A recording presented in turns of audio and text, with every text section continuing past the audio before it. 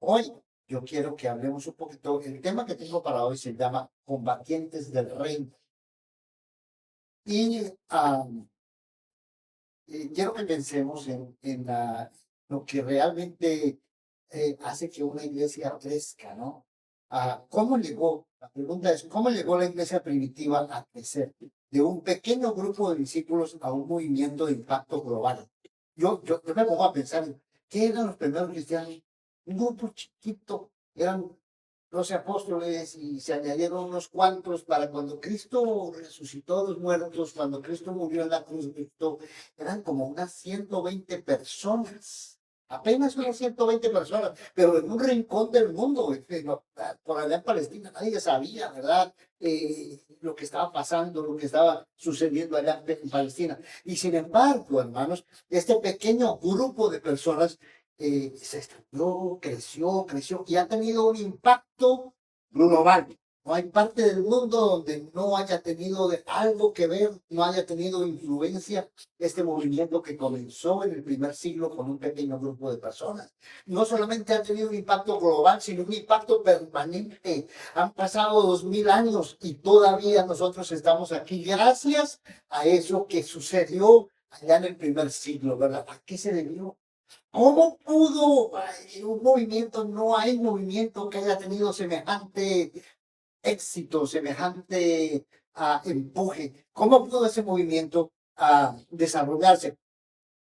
La expansión, hermanos, y la consolidación de la iglesia primitiva no solo se debe a los grandes y elocuentes predicadores. A veces nosotros tenemos la idea de pensar, bueno, pues es que hubo unos liderazos, no, hombre, Pablo, qué barbaridad, no, Pedro, no, unos grandes líderes. No pensamos que esa iglesia se expandió y creció gracias a esos grandes hombres, ¿verdad? Que pudieron fomentar el evangelio, pero no, así no fue.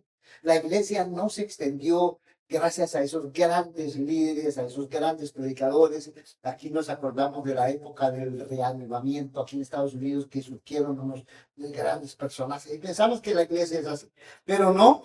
La iglesia se desarrolló y se consolidó gracias a una comunidad entera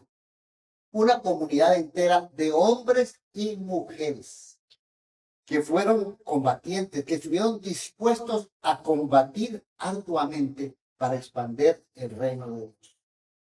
No eran simples cristianos que iban a reunirse cada primer día de la semana en algún lugar.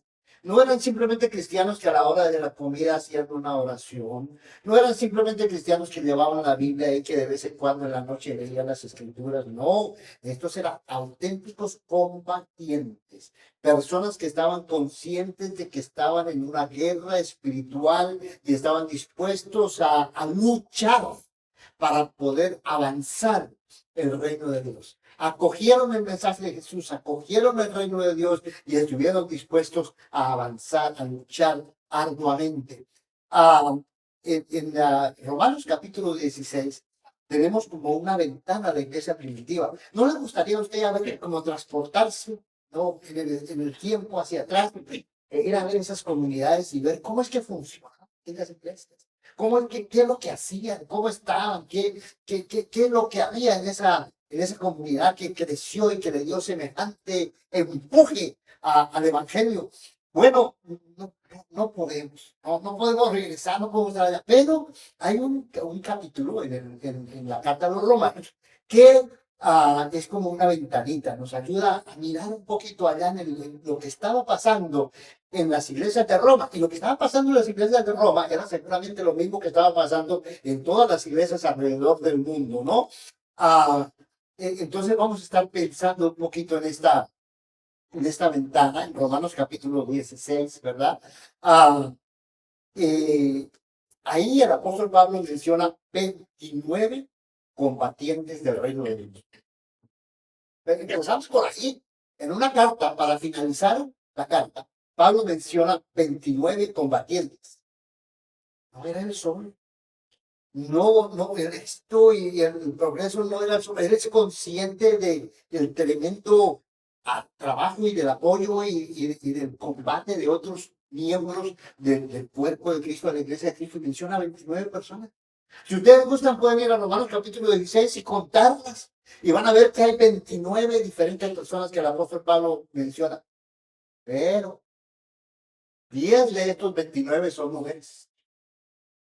Hoy vamos a enfocarnos en las mujeres, porque las mujeres a veces no se les reconoce lo suficiente en la labor, el combate, la lucha, el aporte que hacen en el desarrollo de la evangelio. Pablo no. Pablo las reconoce.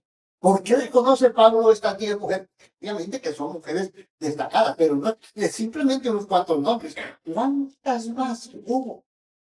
¿Cuántas más personas hubo? ¿Cuántas otras mujeres hubo cuyos nombres no conocemos? ¿Cuántas mujeres ha habido en nuestra vida que ustedes no conocen? Ni saben sus nombres, ni las han conocido, pero cuántas mujeres ha habido en nuestras vidas que han sido fundamentales en el desarrollo, en el progreso de la obra del Señor. Y entonces vamos a enfocarnos en estas 10 mujeres. Además, hay que tomar en cuenta que allá en Roma, de los nombres que aparecen allí en Roma, por lo menos 5 personas o más de esas personas eran inmigrantes. Hay de toda clase de nombres. Hay algunos nombres que pertenecen a personas de alta alcurnia, de alta sociedad, personas acomodadas, personas que de repente pertenecían a las clases dominantes allá en Roma, pero hay muchos nombres que son de esclavos. Pero no importa si eres un esclavo, si eres inmigrante, si tienes o no tienes medios, no importa si eres hombre o mujer, lo importante es que eres un combatiente. ¿Realmente quieres ser un combatiente en el reino de Dios? Bueno, vamos a asomarnos a esta ventanita en Romanos capítulo 16. Y vamos a empezar hablando de 2 matrimonios ejemplares. No eran los únicos matrimonios, por supuesto. Esta mañana en la clase hablábamos de los matrimonios y de los hogares y la importancia del hogar. No, vamos a hablar de 2 matrimonios aquí porque son matrimonios que Pablo menciona en esta larga lista. A veces no leemos el capítulo 16 de Romanos, ¿verdad? Porque es una lista de nombres raros, algunos que no conocemos. Y leemos todos Romanos y disfrutamos la carta de los Romanos. Pero leemos el capítulo 16, bueno, qué bien, lo vamos a pasar porque son saludos. Sí, son saludos finales, pero vean qué importante. Aquí el apóstol Pablo nos menciona 2 matrimonios que fueron de gran valor, ¿no? Se trata de Priscila y Aquila y de Andrónico y Julia, ¿no? Priscila y Aquila. Una pareja, debieron convertirse en Roma, por allá por el año, ¿qué será? 49 o algo así, ¿verdad? Debieron convertirse ahí en Roma y fueron deportados bajo el emperador Claudio.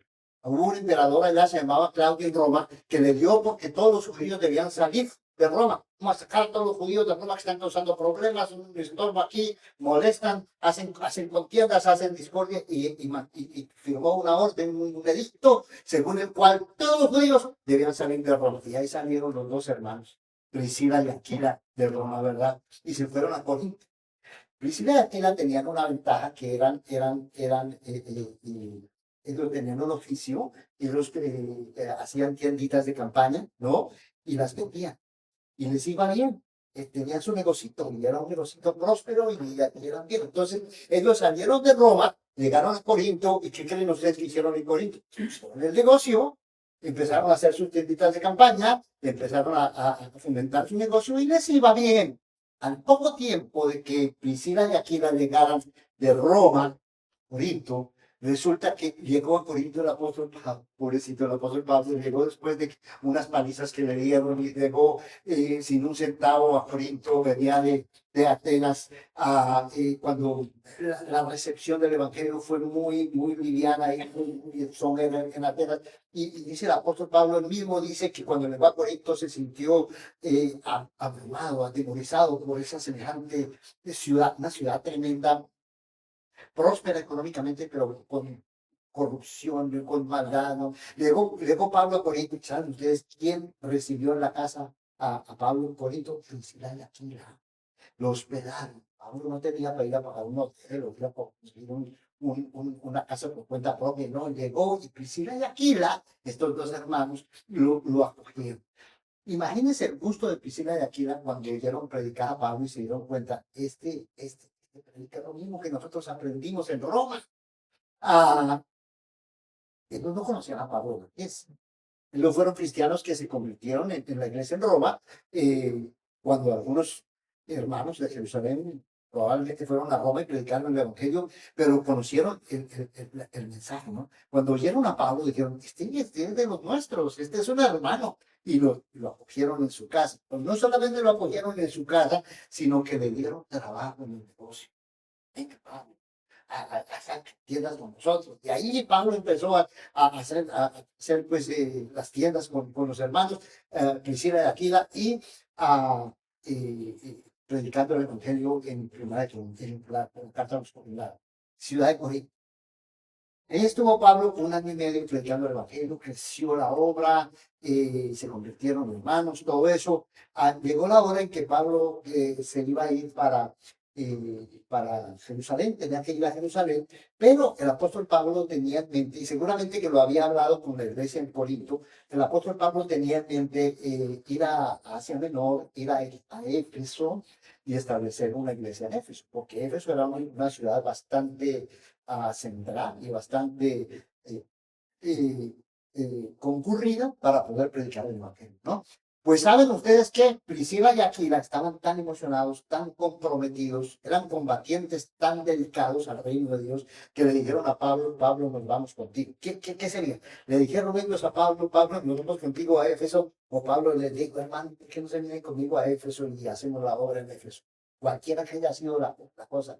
Priscila y Aquila armaron maletas y se fueron a Éfeso.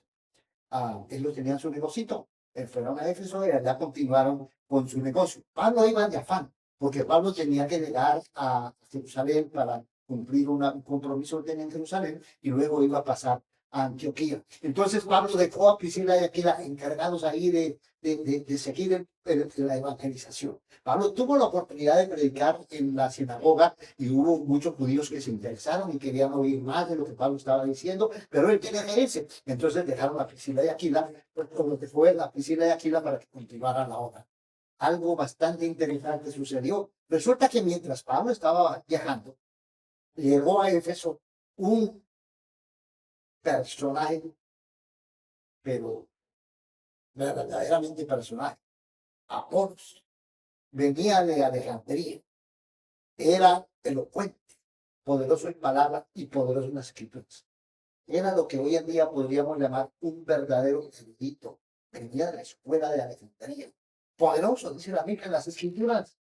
Y él era cristiano, pero todavía no entendía mucho en el Evangelio en medio de todo. Había escuchado algo del Evangelio, sabía de Jesucristo, pero no tenía completo el mensaje del cristianismo. Priscila y Aquila lo escucharon y lo llamaron aparte y le instruyeron. Imagínate, estaban instruyendo a un doctor, a un erudito en las escrituras. Priscila y Aquila le instruyen la palabra de Dios y Apolos pues entiende bien el Evangelio y lo acepta completamente. Ahora lo entiende mejor y lo animan para que se vayan a Corinto. Después de que pasó el edicto claro, porque todas estas cosas pasan y luego cambian las situaciones políticas. Entonces, después de que ya se quitó la expulsión de los judíos de Roma, a Aquila y a Priscila y Aquila a Roma. ¿Qué hicieron en Roma? Pusieron su casa al servicio de la iglesia. En la casa de Priscila y Aquila se reunía la iglesia. La iglesia en aquel entonces no tenía, así como nosotros, que Dios nos ha bendecido, que tenemos un templo aquí cómodo, un templo, sino un edificio cómodo donde estamos reunidos. Aquí en aquel entonces no había eso, sino que las iglesias se reunían en casas grandes, casas de hermanos que tenían los medios para tener una casa más o menos que pudiera acomodar un grupo de personas. Bueno, quiere decir que Priscila y Aquila tenían los medios, eran personas con recursos, tenían una buena casa y no eran de aquellos que tenían la buena casa y decían que está en mi casa, aquí nadie viene, aquí nadie se acerca, sino que eran personas que dijeron, vengan aquí a la casa. Vengan aquí a la casa, aquí se reúne la iglesia. Y venían los hermanos a reunirse en la iglesia que estaba en la casa de Aquila, ¿verdad? Pero en Éfeso ellos habían hecho lo mismo. Ya ellos le habían ofrecido su casa. En Éfeso la iglesia se reunía en la casa del príncipe de Aquila. Cuando llegaron a Roma, ellos siguieron ofreciendo su casa. Pasaron los años. Cuando Pablo escribe la segunda carta a Timoteo, por ahí en el año 67, o sea, han pasado quizás unos 15, 20 años, ¿no? Y Priscila y Aquila habían vuelto a Éfeso. Un matrimonio combatiente, no fue, como decía el hermano Frank Silva, no era una llamada de pitata, no era que un día le dio un gran ánimo por la iglesia, no eran personas estables, como decía el hermano Hermes, constantes, que a través de los años se van haciendo mayores y permanecen en la iglesia, siguen haciendo la obra, no solamente permanecen sentados, sino que están continuamente en la obra. Y Pablo los saluda cuando están en Roma. Y dice Pablo que ellos arriesgaron la vida. Y está lo que es un combatiente. No es simplemente una persona que se arrepune y esto es lo que dice el apóstol Pablo, que ellos arriesgaron la vida por él. ¿Cuándo? No sé. En Éfeso hubo bastante oposición contra el apóstol Pablo, lo metieron a la cárcel. En cualquiera de esos momentos, Priscila y Aquila estuvieron dispuestos a apoyar y estar con el apóstol Pablo, inclusive al riesgo de su propia vida. Tremendo matrimonio, tremenda pareja. No era solamente Aquila que era el que iba adelante y Priscila ahí de apoyar lo que podía. No. Al contrario, la mayor parte de las veces que se menciona a Priscila y Aquila, la que se menciona primero es Priscila.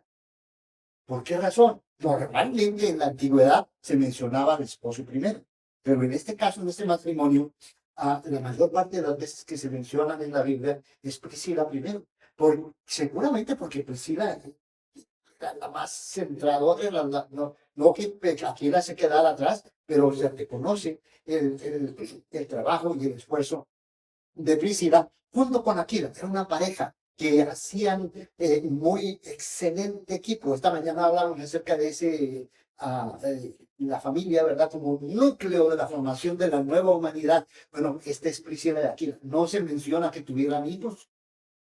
¿Quién sabe? Que no tenían hijos, no estaban por ellos. Pero ellos dos eran un gran matrimonio. Ahí tenemos una somadita de lo que era la iglesia en el primer siglo. Ahora tenemos la otra pareja, que es Andrónica y Junia. Aquí hay un poquito de controversia en la Biblia. Ustedes van a encontrar de repente comentarios y diálogos acerca de Andrónico y Junia. Algunas personas dicen que Junia era un nombre masculino, le añaden una S, Junias, nombre masculino. La mayoría de los estudiosos bíblicos hoy en día nos dicen que muy seguramente se trataba de Junia, una mujer, porque el nombre Junías no lo han encontrado en ningún otro documento, en ningún otro manuscrito o documento de aquella época. Pero Junia sí era un nombre sumamente común. Entonces, seguramente que ese era un matrimonio también. Dice el apóstol Pablo en el capítulo 16, versículo 7, saluden a Andrónico y a Junia, mis parientes y compañeros de prisión, que se destacan entre los apóstoles y quienes también vinieron a Cristo antes que yo. Esta es una pareja bastante interesante. Número uno, vinieron a Cristo antes que el apóstol Pablo, se hicieron cristianos antes del apóstol Pablo. ¿Cuándo? Sabemos. Tal vez estos fueron uno de los que se hicieron cristianos cuando se predicó el evangelio al comienzo de Cristo. Quizás en el día de Pentecostés, quizás en los días siguientes se convirtieron en Jerusalén, porque Pablo dice que ellos eran parientes, no parientes en el sentido de que eran primos o hermanos, qué sé yo, sino en la Biblia, cuando un judío dice un pariente, está diciendo como un paisano, uno de mi mismo pueblo, ¿no? Pablo dice que él tiene celo por los parientes judíos, porque los quiere ver convertidos y lamentablemente muchos no se convirtieron. Entonces, saluda a Andrónico y a Julia, que son judíos. Allá están en Roma cuando Pablo les escribe. Pero dice que ellos son destacados entre los apóstoles. Apóstoles no en el sentido de que eran uno de los 12. Cuando la Biblia habla de apóstoles, la palabra apóstol significa sencillamente una persona que es enviada. Hay 12 apóstoles que fueron escogidos y enviados por Jesucristo y que fueron los 12 apóstoles que fueron el fundamento de la iglesia. Pero otras personas también fueron enviadas. Por ejemplo, Bernabé, la Biblia lo menciona como un apóstol, no porque era uno de los 12, sino porque era un hermano que en Antioquía lo había enviado juntamente con Pablo. Entonces, la palabra apóstol en la Biblia quiere decir enviado, no es un título especial, es un enviado. Andrónico y Julia era una pareja, un matrimonio que era enviado, reconocido por la iglesia. La iglesia les tenía confianza en un matrimonio que se cumplía con sus responsabilidades, ¿no? Los dos juntos. Ahora, hay algo bien interesante aquí, que ambos fueron compañeros de prisión. Estuvieron en la cárcel con Pablo. Ser cristiana no es tan cómodo. Gracias a Dios que nosotros no nos han metido a la cárcel, no se han metido a la cárcel. A nosotros no nos han amenazado, esas cosas. Pero si eres combatiente de Cristo, pues estás dispuesto a enfrentar cualquiera que sea la situación. Estos dos hermanos estuvieron en la cárcel, fueron compañeros de prisión, ¿no? No solamente Andrónico, no solamente el marido, el esposo, los dos fueron a la cárcel juntamente con Pablo. Ahora, ahí tenemos estas dos parejas. Efesios nos habla también de otra mujer, una mujer que era una mujer muy especial, no porque la única, es la que menciona a Pablo, pero debía haber muchas mujeres así como esta mujer. Se llamaba Febe, una mujer que era digna de confianza. El versículo 1 y 2 de capítulo 16 de Romanos dice que Pablo les dice a los hermanos en Roma: les recomiendo a nuestra hermana Febe, diaconisa de la iglesia en Cencrea, para que la reciban en el Señor de una manera digna de los santos. Hace una recomendación especial el apóstol Pablo de esta gran sierva del Señor. Otra vez, la palabra diácono, la palabra diaconisa, no es un título honorífico.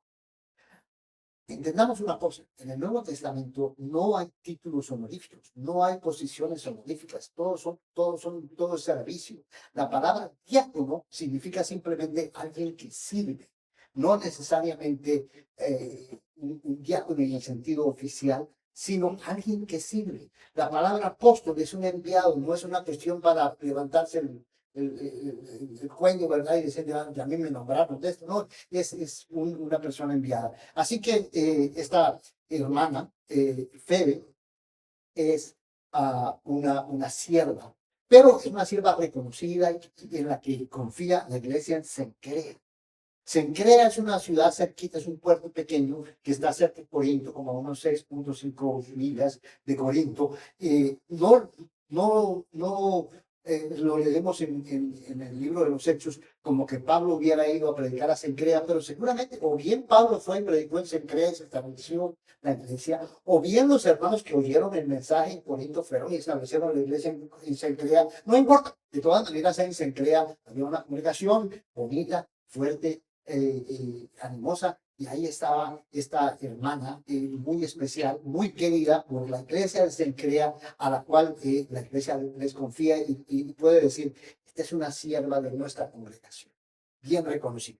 Pablo la recomienda a los hermanos de Roma: ayúdenla, recibanla como es digno de una verdadera combatiente, de una verdadera sierva del Señor. Es una de nosotros y es valiente y combatiente. Cuando Pablo recomienda a Febe, seguramente es porque Febe lleva la carta. Oiga, la carta más extensa que nosotros tenemos en el Nuevo Testamento del apóstol Pablo es la carta de los Romanos. La carta más profunda que tenemos del apóstol Pablo es la carta de los Romanos. La carta que ha hecho gran revolución en la teología del mundo desde que se empieza a leer esa carta. Es una carta enorme, preciosa, pesadísima, con gran doctrina. Se la encargó el apóstol Pablo que la llevara. Fe. ¿Qué tanto confía Pablo en Febe? ¿Cuánto tiempo llevó Pablo dictando esta clase, esta carta? ¿No? ¿Con con cuánta dedicación, con cuánto amor, con cuánta sabiduría. Ahí en la carta a los romanos, Pablo pone su corazón y pone toda su mente y es importantísima esa carta, porque es una carta que va a traer unidad a la iglesia en Roma. Él está pensando en la Roma y espera poder estar ahí en la congregación y que la congregación entienda el mensaje. ¿Y a quién se la confían? A Febe. Porque Pablo sabe qué clase de hermana es Febe. Pablo sabe que Febe es confiable. Hermanos, Febe se fue a Roma. ¿A quién? Bueno, tal vez tenía un viaje de negocio. Febe era una de esas personas que tenía recursos. Era una mujer con recursos, seguramente. Y ella viaja a Roma desde Corinto. Es un viaje largo, no es como ir de aquí a Monterrey, no. Y en aquel entonces no había aviones. Ella tenía que tomar barcos y ir haciendo paradas en el camino. Se demoraba semanas, si no meses, de llegar desde Cencrea o desde Corinto hasta Roma. ¿No? ¿Qué clase de mujer? Imagínense ustedes qué clase de mujer es esta hermana Febe, combatiente del Evangelio, ¿no? Pero dice el apóstol Pablo que ella había ayudado a las personas. La palabra ayudar ahí en el idioma original es una palabra que indica que ella era una benefactora, una patrocinadora, si se quiere así, de varios hermanos. Era una mujer que usaba sus recursos materiales para apoyar la obra de muchos hermanos. Dice Pablo, a mí también. Muchas veces Febe también ayudó al mismo apóstol Pablo. ¿Qué es eso? Una verdadera combatiente del evangelio, ¿no? Una mujer que, sin la cual esta comunidad cristiana del primer siglo no hubiera podido tener ese resultado que nosotros vemos en nuestros días. ¿Cuántas Febes había en la iglesia? Lástima que no podamos conocerlas a todas, pero no podríamos, porque son tantos los nombres, ¿verdad? Pero hubo muchas hermanas que tuvieron ese mismo espíritu, ¿verdad? De fe. Ahora, Pablo menciona a otras mujeres. Yo les dije a ustedes que entre los 29 nombres que se mencionan ahí, 10 son mujeres. No dice mucho Pablo de las otras mujeres, pero el hecho de que las mencione en sus saludos a Roma, quiere decir que eran hermanas muy apreciadas por el apóstol Pablo, por la iglesia en general, personas, mujeres que habían trabajado con Pablo en diferentes momentos de su ministerio, que no aparecen en Hechos, que no los vemos en sus cartas, pero que ahí estaban, detrás del trabajo del apóstol Pablo. Por eso decíamos que a veces no reconocemos la labor y la importancia de lo que hacen las hermanas y las mujeres, ¿no?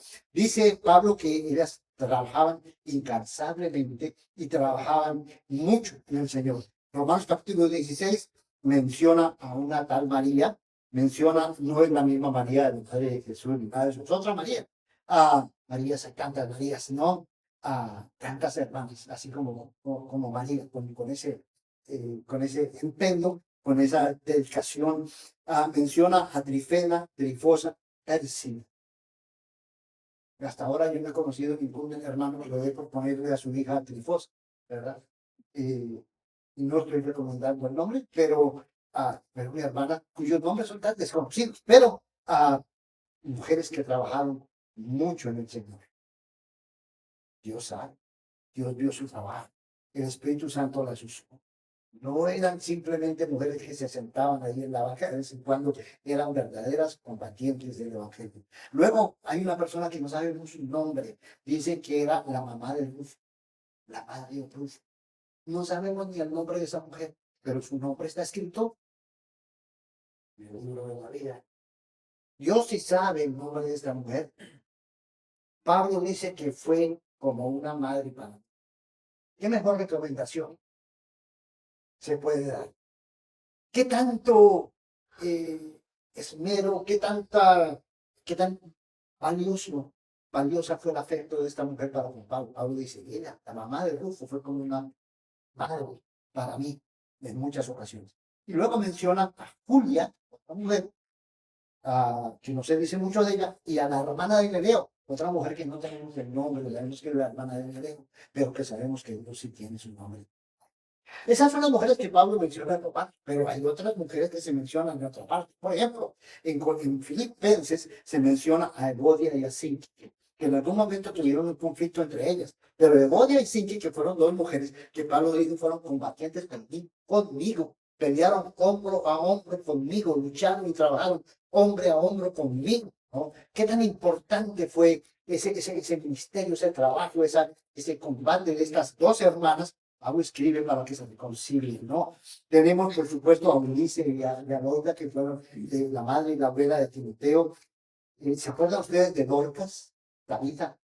Ah, que dice la Biblia, simplemente dice, era rica en buenas obras, caridad.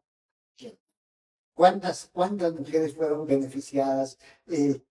¿Cuánto trabajo? ¿Cuántas obras, buenas obras de caridad? Cuando Tabitha murió, todas las viudas venían a lamentarse, a llorar, porque era una mujer generosa, que reflejaba realmente el Evangelio, ¿no? Luego tenemos a Lidia en Filipos, en la ciudad de Filipos. Lidia era una mujer también seguramente acomodada, tenía una casa grande. Cuando se convirtió, abrió su casa para que la iglesia se reuniera ahí en la casa de Lidia en Filipos. Esas eran mujeres combatientes del Evangelio. Tenemos otros ejemplos en la Biblia. Por ejemplo, cuando Jesús resucitó de los muertos, Jesús le encargó a 3 mujeres que fueran a dar el testimonio de su resurrección a los apóstoles. El acontecimiento más importante de la historia. La cosa más sobresaliente de la historia. Jesús resucitó de los muertos. Y hay que pasar la noticia. Hay que llevar la noticia a los apóstoles. Y Jesús escoge 3 mujeres para llevar la noticia a los apóstoles. Nosotros no alcanzamos a captar el impacto de lo que Jesús hizo, porque no vivimos en una sociedad tan machista como la sociedad del primer siglo. En el primer siglo, a la mujer no se le confiaba ni dar testimonio, la mujer no tenía confianza en nada, la mujer era una persona débil que en cualquier momento caía, y no se le tenía ninguna confianza.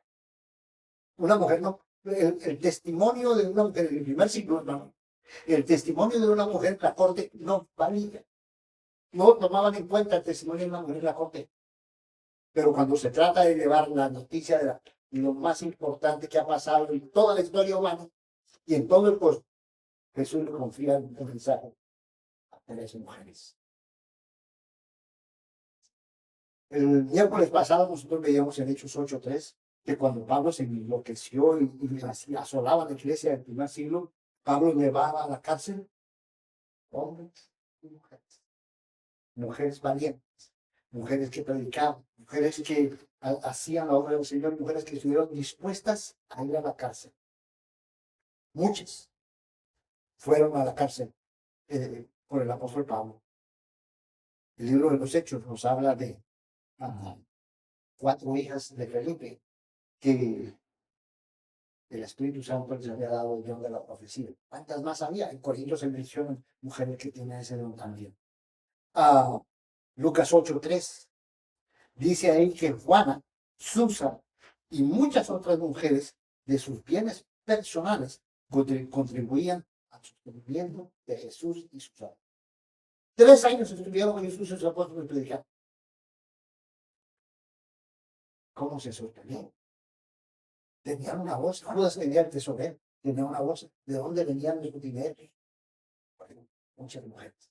Entre ellas, personas de cierta importancia, como Juan, como Jesús, ¿verdad? Que apoyaron a Jesús mismo y a los apóstoles. Entonces, las mujeres en el primer siglo jugaron un papel de gran importancia para establecer esa comunidad de fe que es la iglesia, ¿no? ¿Qué aprendemos de todo eso? Hemos hablado de Romanos capítulo 16, hemos mencionado otras cosas. ¿Qué aprendemos? Aprendemos que la iglesia necesita matrimonios combatientes. No solamente matrimonios que sobreviven, que ahí van, que hacen la lucha, sino necesitamos matrimonios donde el hombre y la mujer se comprometan a combatir, ¿no? Por ejemplo, o sea, personas que estén dispuestas a abrir sus casas, que estén dispuestos inclusive a viajar. Oye, imagínate, Priscila, de aquí que nos vamos para ello. Vamos a establecer una iglesia que y empecemos nuestro negocio. Es una gran fe, ¿verdad? Necesitamos personas que tengan ese espíritu de combate. Necesitamos hombres y mujeres. Y Romanos nos habla de varias mujeres que trabajaron duro. No es cuando quedaba tiempo, no es cuando podíamos. Hermanas que se esforzaron y trabajaron duro con noches de desvelo, con enfermedades, qué sé yo, inconvenientes, y hermanas que estuvieron impulsando la palabra de Dios con mucha fuerza, ¿no? Necesitamos personas, hombres y mujeres, que puedan ser confiables, así como Febe, el apóstol Pablo sin ningún inconveniente sabía que Febe iba a cumplir su misión, que iba a llevar la carta a Roma. Necesitamos personas que tengan esa confianza y que tengan la generosidad que tuvieron estas mujeres en el Nuevo Testamento. Y necesitamos personas que tengan una valentía, la valentía radical, que estén dispuestas realmente al sacrificio. Muchas mujeres han sacrificado mucho. El hermano Ángel hablaba de su madre, hablaba de la dicha de poder estar con ella. Bueno, muchas mujeres que han sacrificado muchísimo, han sacrificado su propia vida para que otros puedan continuar en la predicación del Evangelio. Esas son eh, las mujeres que construyen esa iglesia del primer siglo. El apóstol Pablo termina eh, su carta con una observación muy optimista, muy llena de confianza y de fe. Dice, y el Dios de paz aplastará pronto a Satanás debajo de sus pies. Satanás siempre está luchando, siempre está queriendo dañar y estorbar la obra de Dios. El apóstol Pablo dice a los hermanos en Roma, sigan como van, sigan en la lucha, sigan combatiendo, que Satanás va a ser aplastado. ¿Se acuerdan de Génesis capítulo 3, versículo 15, que dice, el Señor aplastará la cabeza de Satanás? Bueno, esa es la confianza. Satanás lucha contra nosotros y quiere hacernos mal, pero la confianza es que Satanás será aplastado finalmente, ¿no? Para que triunfe el reino de Dios. Pero eso se debe a qué? A los combatientes. Si combates, si luchas, Satanás aplastará, Jesús, Dios aplastará a Satanás bajo sus pies. En este día particular, el día de las madres, vamos a recordar y a dar gracias a Dios por todas aquellas hermanas que a través de esto han sido verdaderas combatientes y que han sido instrumentos eficaces en las manos de Dios para aplastar a Satanás. Tenemos una gran esperanza. Tenemos la victoria frente a nosotros. No la ganaron 2 o 3 personas. No la ganamos nosotros solos. No somos los hombres únicos los que ganamos la victoria. Es una victoria que ganamos en conjunto con nuestros hermanos y nuestras hermanas combatientes. Vamos a recordar aquellas mujeres que han sido luchadoras en el Evangelio y que han entregado gran parte de su vida para llevar a cabo ese propósito de Dios. Merecen el reconocimiento, merecen la honra, merecen que la llevemos siempre en nuestro corazón, que le demos gracias a Dios por el papel que ellas han desempeñado en nuestra vida.